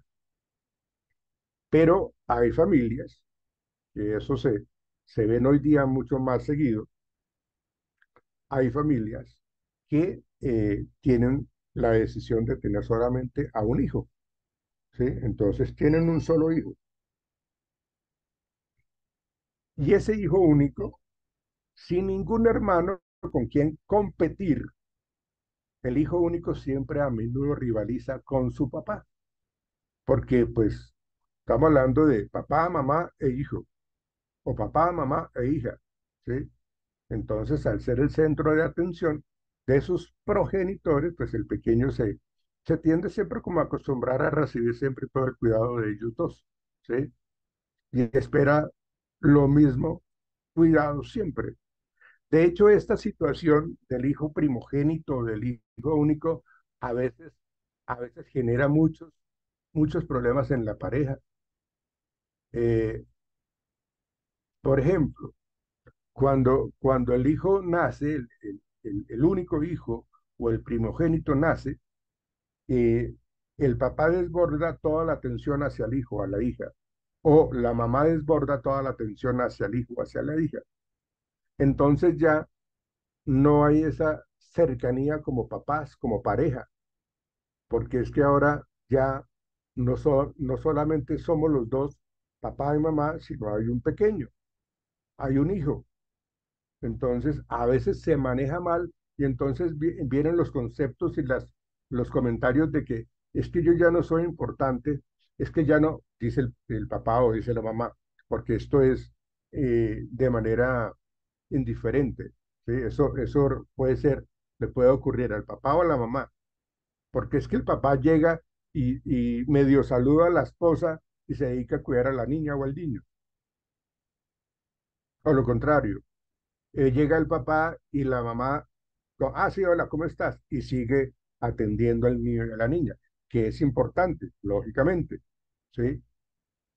Pero digamos, esa cercanía, se pierde esa afectividad, se pierde esa armonía, porque es que tú ya no me tocas, tú ya no me abrazas, tú ya no me saludas, tú ya no me miras, tú ya. Entonces, ay, pero es que estoy cuidando a la niña. Ah, pero es que estoy atendiendo al niño. Sí, pero tratemos de equilibrar eso. O sea, que no se pierda el romanticismo, que no se pierda la afectividad, que no se pierda la sexualidad en pareja. Entonces, muchas veces los adultos, los padres, digamos, se acostumbran a ellos mismos a consentir a los pequeños, al hijo único, al primogénito, y le dan toda la protección, y eso está bien, ¿sí? Pero cuando los padres son excesivamente protectores, pueden caer también los hijos en una dependencia absoluta o también en ser egocéntricos, ¿sí? Entonces, al crecer, digamos que una de las cosas que puede parecer como regular, a veces malo en otras ocasiones, es cuando el niño es hijo único y está rodeado siempre de adultos. Entonces, este niño crece de una manera mucho más rápida a nivel de su madurez que otros niños de su misma edad, ¿sí? Tienden a ser un poco más perfeccionistas porque es que los papás han encargado de eso. Tienden a alcanzar sus metas, pase lo que pase, ¿sí? ¿Por qué? Pues porque es que los hijos únicos, pues los papás lo empiezan a tratar como una persona ya más grande, ¿sí? A hablar con él con un intelecto mucho más avanzado. Y ya las conversaciones ya no son de juego, ya no son lúdicas, sino desarrollan ciertas habilidades como de creatividad y como de ingenio. Entonces, estos niños que crecen únicos, que son hijos únicos, a veces rayan con los pequeños que sí tienen hermanos y que no les importa tirarse al piso y jugar y correr y todo eso. El hijo único a veces, como no tiene con quién jugar, o cuando juegas con los papás, que ya son adultos, ¿sí? Entonces simplemente se comportan de esa manera, ¿sí? En muchos aspectos, el hijo único es similar al primogénito, ¿sí? Pero pues lleva sus cualidades al extremo porque es que nunca llega un hermano, ¿sí? Nunca llega un hermano menor, por eso se habla que es hijo único. Ellos tienden a ser un poco más líderes, pues porque hablan con los papás de cosas mucho más serias, tienden a ser conservadores y organizados porque es lo que los papás le han enseñado. ¿Ven? Entonces, eso a veces se convierte en un problema y de difícil manejo, porque ellos les cuesta un poco relacionarse con los demás, digamos, con sus pares, ¿no? Entonces, eso tiende a ser de algo de exigencia, de implacabilidad y les cuesta inclusive aceptar las críticas de los demás, ¿sí?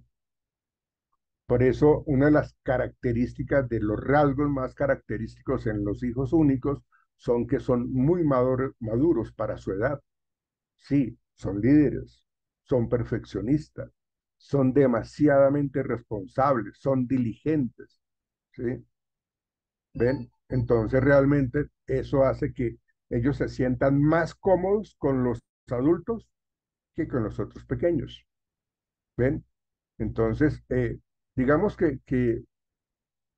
para no levantar, cuando uno habla de los hermanos y tener hermanos menores o de los que están en la mitad, lo que se recomienda es de que, por ejemplo, si para no generar celos en los hermanos, ni egoísmo en los hermanos, entonces se le recomienda a los adultos que están conviviendo con ellos que repartan su afecto para ellos, para los otros hermanos, ¿sí? Que si, que si el esposo o el papá está consintiendo a la niña que nació, pues que la mamá se dedique a cuidar al hermano o a jugar con el otro hermanito que ya tiene 3 años, 4 años, ¿sí? Para que el niño no se sienta rechazado ni relegado, ¿sí? Que ya jugó el papá, ahora el papá va a jugar con el niño y la mamá se queda con el más pequeño. O sea, que se hablen y lleguen a acuerdos a manejar como esa sana convivencia entre todos, para que no existan esos celos y que cuando el hermanito se acerca donde el hermanito más pequeño y los pellizca, ¿sí? O como que los chuza con un alfiler. ¿Por qué? Pues porque se siente que está siendo, como les decía anteriormente, desplazados. Entonces la idea es de que compartan los papás, que mientras juega uno con el uno, está el otro papá o la mamá con el otro, con el hermanito menor, ¿sí? Pero es precisamente para que no se sientan rechazados, ¿ven? Entonces fíjense que las relaciones entre padres e hijos y la crianza que reciben los niños en sus hogares son factores muy importantes que moldean la vida de los pequeños. Entonces, fíjense que Alfred Adler, siendo neopsicoanalítico, le dio mucha importancia al medio ambiente, a la estructura familiar y a la manera de pensar de los pequeños o de las personas, ¿sí? De hecho, muchas de las cosas que se manejan en las terapias cognitivo-conductuales vienen de Adler, porque él maneja todo este tipo de aspectos que acabamos de mencionar para poder ayudarle a los pequeños. Entonces, fíjense en ustedes de que la importancia que tiene la familia en los pequeños. Entonces, eh, Catherine, su merced, ¿hace cuánto tiene levantada la mano? No, profe, la acabo de levantar. Era para preguntar. Entonces, digamos, en ese aspecto de la importancia de como el primogénito y todo esto, y la atención, eso también puede llevar a que, digamos, un niño posteriormente, no sé, consuma drogas o cosas así, porque no tiene como la atención que antes recibía o algo así. O sea, como que a pesar de que tenga todo bien y lo atiendan bien, por falta de atención y demás podría llegar a recaer en drogas o algo así. Mm, Sí, recuerdan cuando les mencionaba de cómo los amigos se convierten en un factor importante para ellos. Los amigos ya empiezan a influenciarlos a ellos. Y pues si yo tengo unas malas amistades, pues entonces seguramente estos amigos me van a decir, venga, no se preocupe, usted no está solo. Eso los papás de uno, eso lo ignoran, pero venga, no se sienta solo. Aquí le tengo esto para que usted se olvide de sus problemas. Y termina pues haciendo o comportándose de esa manera, consumiendo alucinógenos y bueno, tirándose la vida. Ya cuando los papás se dan cuenta que él ya es una persona que ha venido consumiendo, de pronto ya es tarde, ¿sí? Por eso, desde la infancia, la labor que tenemos los otros, los adultos, los papás, es de una comunicación permanente con ellos, ni brindarles todo para que se conviertan en obtenedores, ni manipuladores, ni tampoco que se conviertan en evitativos, ¿no? Acuérdense que la vida que le podemos brindar es que sea totalmente útil, ese estilo de vida totalmente útil, que ellos aprendan de sus errores, no que se queden sintiéndose derrotados, sino por el contrario, que tenga la posibilidad de decir, venga, sí, me equivoqué, pero vamos a hacer, vamos a tener esto de una manera como un punto de partida, ¿sí?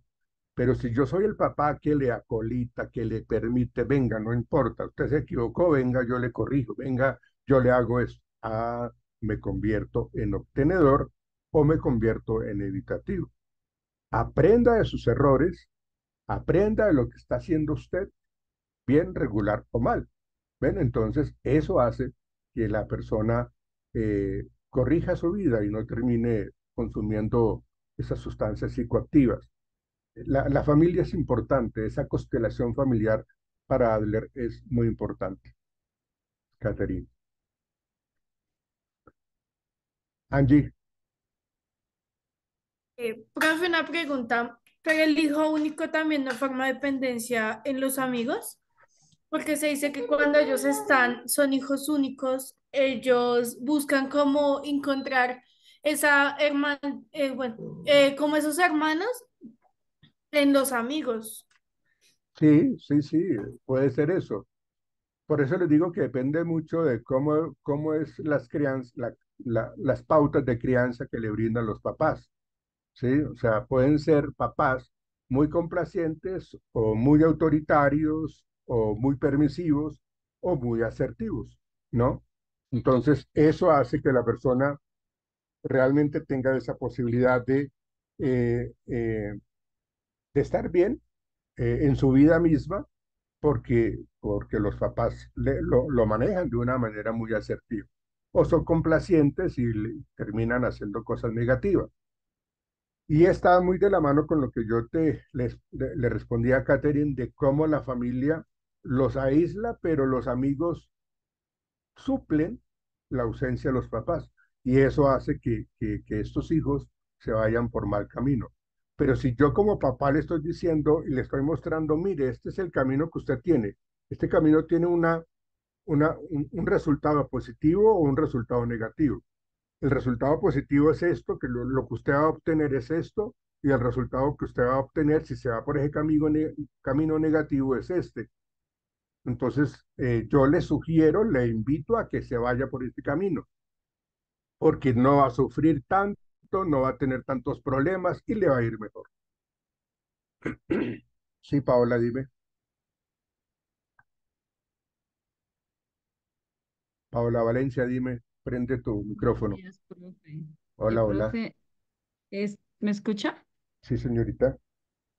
Profe, digamos, ahí usted decía, por lo menos cuando son de más de dos hijos, digamos tres, se tiene el concepto de que hay una preferencia, o es que, por lo menos yo a veces lo relaciono, es que digamos que es como, hay como más afinidad, yo lo veo como así, o en definitiva sí hay una preferencia porque digamos que todos los hijos siempre manifiestan lo mismo cuando hay más de dos hijos. Entonces, ¿qué tan cierto es eso y cómo se manejaría ahí?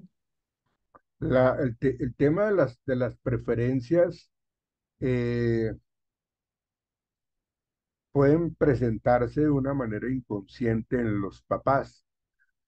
Pero lo que pasa es que eso depende mucho de cuál ha sido el número de errores que comete Pepito y el número o el menor número de errores que comete Juanito. ¿Sí? ¿A qué me quiero referir?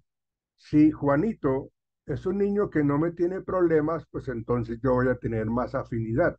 No es que yo lo prefiera a él, pero es el que menos me genera dolores de cabeza. ¿Sí? Entonces me la llevo mejor con él. Y Pepito lo que dice es, no, claro, es que como prefieren a Juanito, no, yo no prefiero a Juanito, lo que pasa es que usted es más rebelde. Entonces, lo que podemos manejar como papás es, venga, póngase usted, pongámonos una tarea, le digo yo a Pepito. Vamos a estar bien, usted y yo, durante este mes, en donde usted no va a asumir conductas de rebeldía, en donde usted no va a tener problemas de rebeldía, en donde su comportamiento es de apoyo, es de armonía, y usted mismo se va a dar cuenta cómo le va. Usted mismo se va a dar cuenta cómo han sido sus resultados. Y yo le prometo como papá o como mamá, o le prometemos que se lo vamos a hacer notar. Lo que pasa es que nosotros le tenemos que llamar más la atención a usted, Pepito, porque es que usted es el que me genera más dolores de cabeza. Y no es porque usted sea mal hijo o sea un hijo problema. Pues usted es rebelde como cualquier otro pequeño. En cambio, Juanito no. Y yo no estoy diciendo, compórtese como Juanito, porque eso es un error que también uno comete. ¿Sí? Compórtese como Juanito, ¿no? Cada quien tiene su forma de ser, cada quien tiene su personalidad y su forma individual de actuar. ¿Sí? Pero fíjense cómo le ha funcionado a Juanito su comportamiento. Inténtelo hacer usted, dentro de su propio criterio, dentro de su propia decisión, y verá cómo le va de bien. ¿Ven? Entonces nos ponemos en esa tarea a partir de hoy, 4 de septiembre, hasta el 4 de octubre, veamos cómo nos va. Y llegamos al 4 de octubre y le decimos, ¿cómo te sentiste? ¿Qué hiciste? Dígame cuáles fueron sus logros, sus felicidades, sus tranquilidades, sus alegrías. Esta es ves que yo no es que me haya ido por la preferencia de Juanito, sino que pasa es que así es como es la armonía. Juanito y Pepito actúan de la mejor manera, cada uno con sus diferencias individuales. ¿Sí, Paola? ¿Me hago entender? Sí, señor. Bueno, profe, y ahí en ese sentido, por lo menos con el que más afinidad tiene uno, por decirlo así, es el que, digamos, ¿cómo le dijera? Digamos, el que más fresco, el más relajado, pero digamos, el que siempre dice que no, que hay preferencia, es el que lleva el primer lugar, el que no da lidia. O sea, ¿por Mm, qué eso? ¿Sí me explico? O sea... Digamos que el mayor, digamos, a un contexto así, digamos que no le va mal, pero pues, es relajado, es tranquilo, digamos que el otro le va mejor, se esfuerza más en todo, pero entonces, ¿por qué más, sin embargo, sigue eso? ¿Sigue qué? O sea, que digan de que siempre hay una preferencia. Cuando, digamos, los padres siempre decimos que no hay ninguna preferencia, ellos son los que lo perciben Mm, así.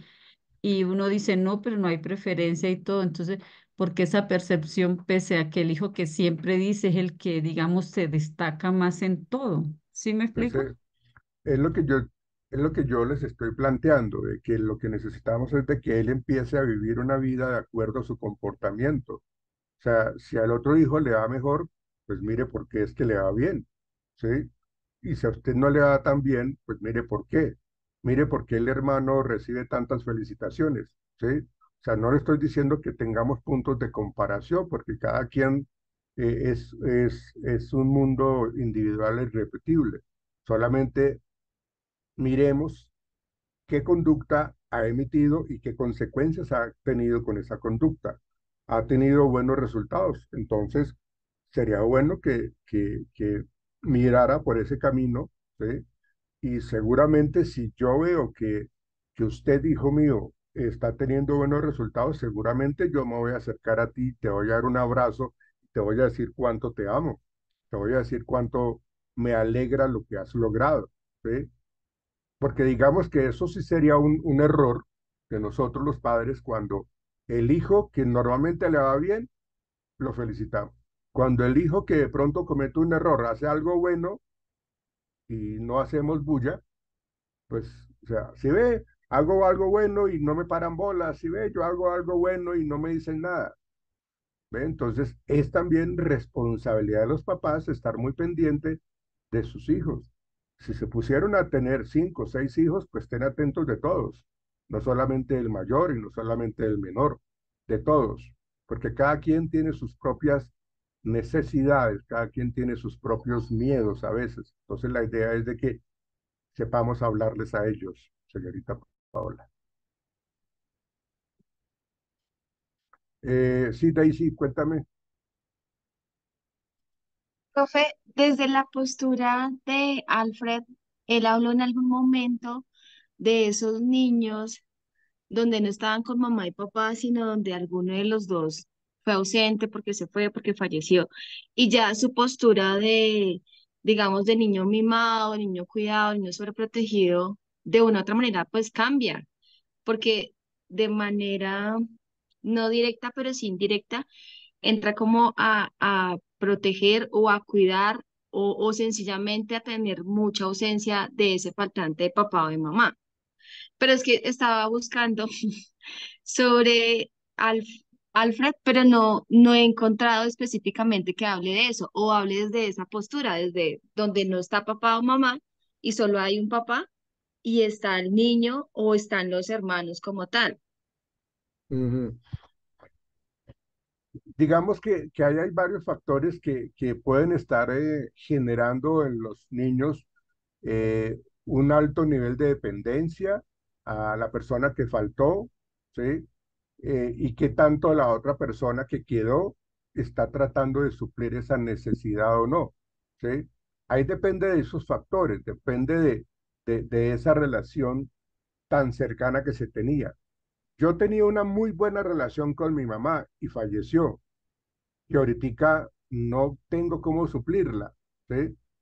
Entonces, ese vacío yo lo trato de desbocar hacia mi papá o hacia mis hermanos mayores o hacia una pareja, ¿no? Entonces, esa conducta de tratar de tapar ese hueco que me dejó mi mamá, eh, puede que yo lo consiga como puede que no, o puede que yo me convierta en una persona que no está manejando bien ese vacío, ¿sí?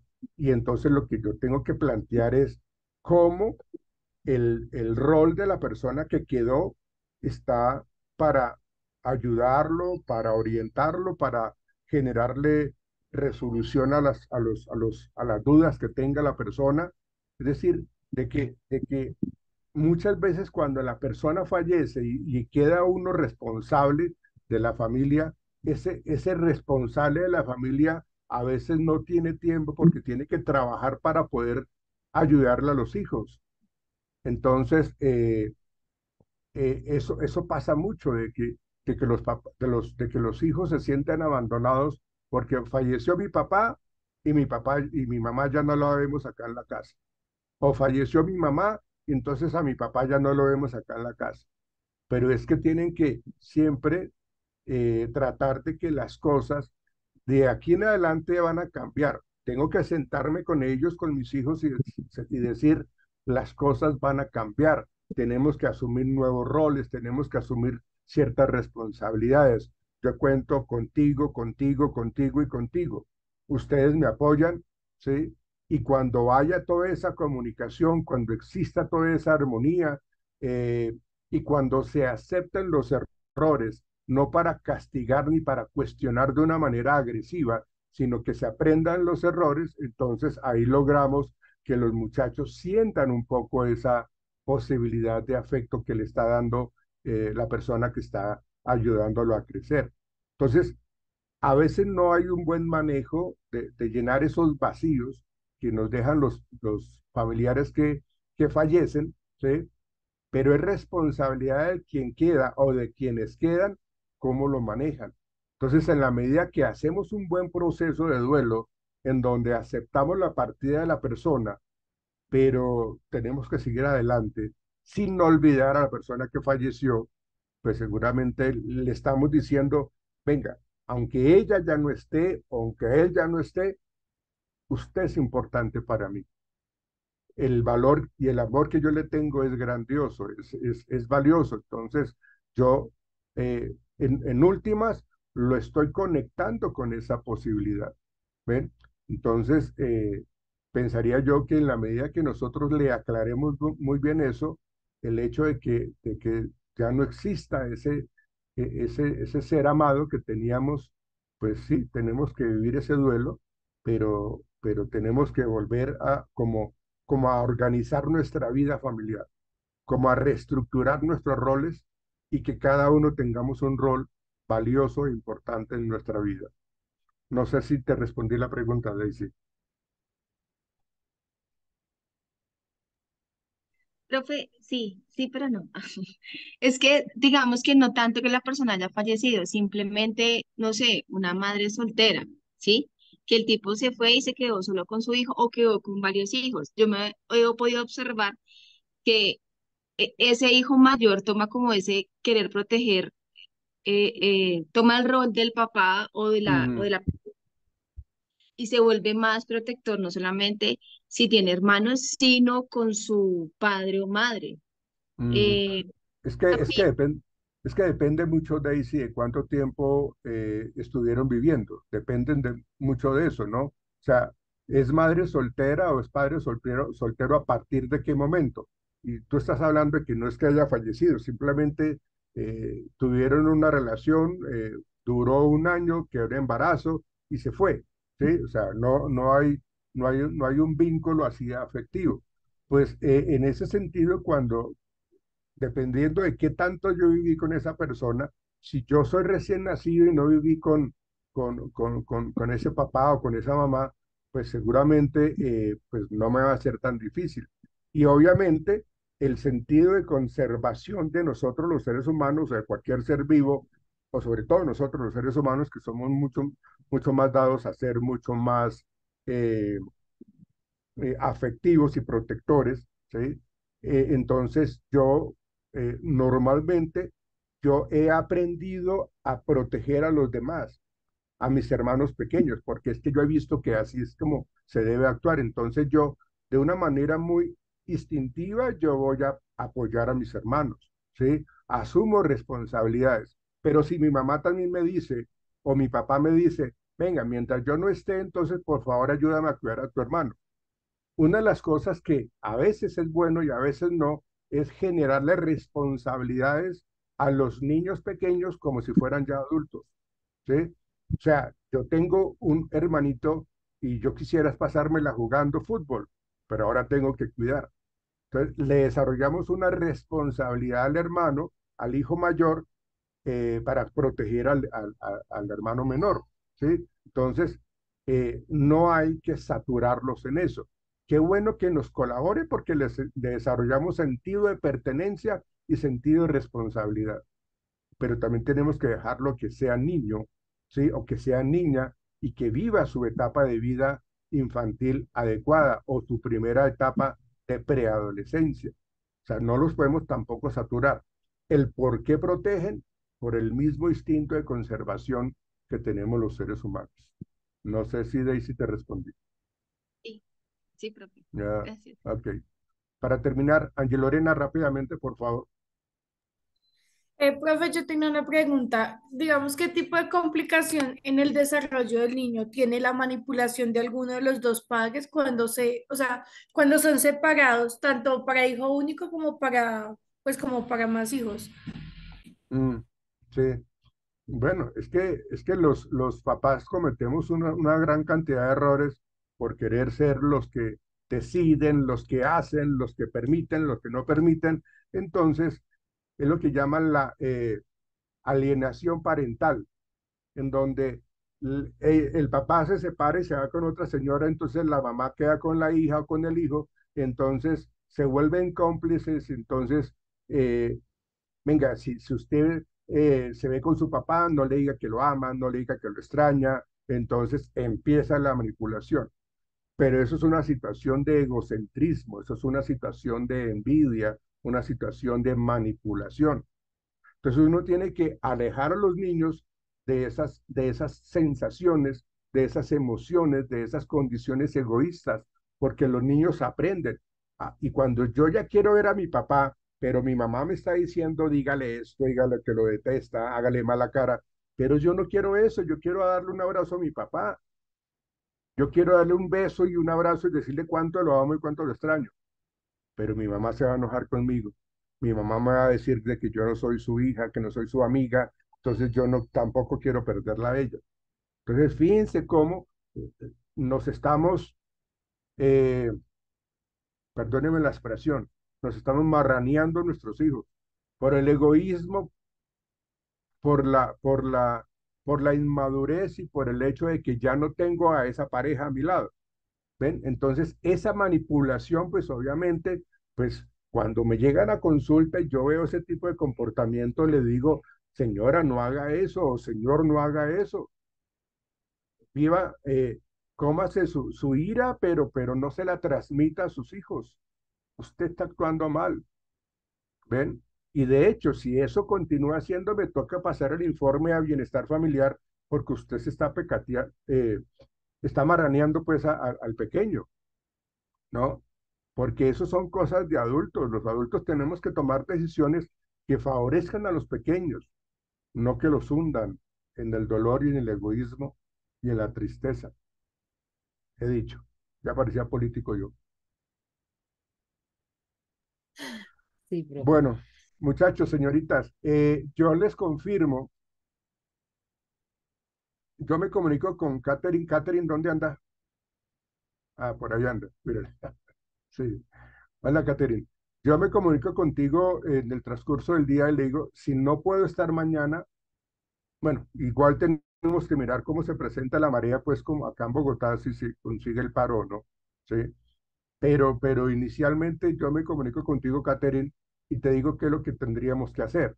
Muy probablemente no pueda yo asistir a clase mañana, pero yo les confirmo, ¿sí? Pero sí tenemos que hacer una actividad con respecto al tema que, eh, que vamos a trabajar mañana. ¿Ven? Ya lo miraremos para que ustedes lo desarrollen. ¿Listo? Profe, Ah, discúlpame una preguntita. Lo que pasa es que ayer no pude estar en la clase completa y quiero escucharla. Esta ya está en la plataforma, la de ayer. no, no está, pero creo que no tiene sonido. Bueno, no sé, Oh, tengo que mirar, porque es que ese televisor, de hecho vamos a cambiar de salón, ¿no? Porque ese salón Bueno. no tiene, ese televisor creo que tiene el computador dañado, entonces vamos a Mm. cambiar. Hola, profe, disculpe. Claudita, me puedes llamar y te hago todo lo relacionado con lo de la clase de ayer. Ah, muy ah, bien, listo, mi madre. Gracias. Eres muy muy amable. bien, Vale. muy Gracias. bien. Sí, Jamie, dime. Profe, buenos días. ¿Será que nos Hola. podríamos quedar al final? Lo que pasa es que yo había hecho el cambio de jornada otra vez a la diurna y pues me lo dieron hasta ayer y su merced solo ha sacado una nota pues para ver cómo podría hacer yo para arreglar esa. Bueno, lo que tú dices, hablamos después. ¿Listo? Bueno, muchas Listo, gracias, sí. señoritas, caballeros. Espero que hayan estado muy atentos a la Bien. clase, que es un tema muy bonito desde Sí, el profe, enfoque me gustó el tema. de la teoría de Alfred Adler, que es Al ver, al... un psicoanalista Cumple las con 10. visos, con visos de cognitivo-conductual. Bueno, muchas gracias. Que estén bien, muchachos. Chao, Catherine, yo me profe. Gracias, comunico profe. contigo más tarde. Hasta Bendiciones. Chao. luego, profe. Que estés bien. Chao. Hasta luego. Gracias. Chao, profe, gracias. Chao, Chao, chao. profe, gracias. Chao. Gracias, profe. Gracias. Hasta luego. Chao. A Chao, todas chao. nos vemos. Chao, profe. Mm.